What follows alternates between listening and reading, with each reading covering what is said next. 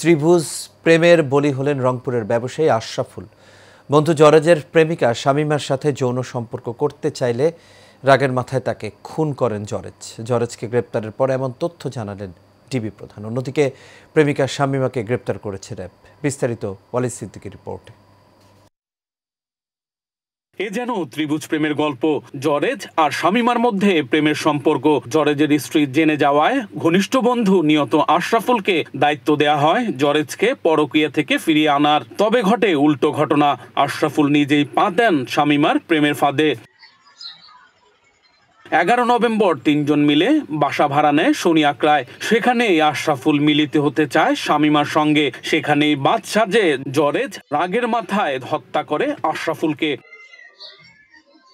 12 November রাতে হত্যার পর 26 টুকরা খণ্ডিত অংশ দুটি ড্রামে ভরে ফেলে দেয়া হয় হাইকোর্টের সামনে। তার আগে বাসায় অন্তত 24 ঘন্টা মরদেহ নিয়ে পরিকল্পনা চলে।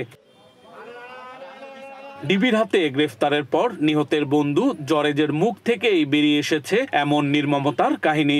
এখন এই লাশটা তার জন্য বার্ডেন হয়ে গেছে। একটা লাশ নিয়ে তারা মানে রাত্রে 9টার দিকে মারা গেছে, 9টা সাড়ে 9টার দিকে মারা গেছে। পরের দিন দুপুর পর্যন্ত এই লাশটা ঘরে, মানে পরের দিন সকাল পর্যন্ত সমস্ত রাত লাশটা তাদের ঘরে ছিল, অন্যদের ডেকে রেখেছিল। তারা আসলে কিংকর্তব্য বিমূঢ় হয়ে গেছে। তারা কিভাবে লাশটা ডিসপোজ অফ করবে এটার ওই পাচ্ছিল না। পরকীয়া প্রেমিকা শামীমাকে গ্রেফতার করেছে র্যাব। উদ্ধার করা হয়েছে বেশ কিছু আলামত। গ্রেফতারকৃত আসামি শামীমা আক্তার কোহিনুরের দেওয়া তথ্য মতে ও তার মোবাইল ফোন বিশ্লেষণে আমরা জানতে পারি হত্যাকাণ্ডের প্রধান আসামি জরেজের সাথে তার 1 বছরের অধিক সময় ধরে প্রেমের সম্পর্ক ছিল।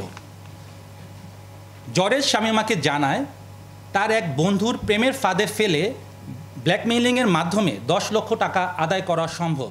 মালয়েশিয়া প্রবাসী জরেজুল হানি ট্র্যাপ করে 10 লাখ টাকা হাতিয়ে নিতে অন্তরঙ্গ মুহূর্তের ভিডিও ধারণের পর এমন হত্যাকাণ্ড বলে জানায় র্যাব।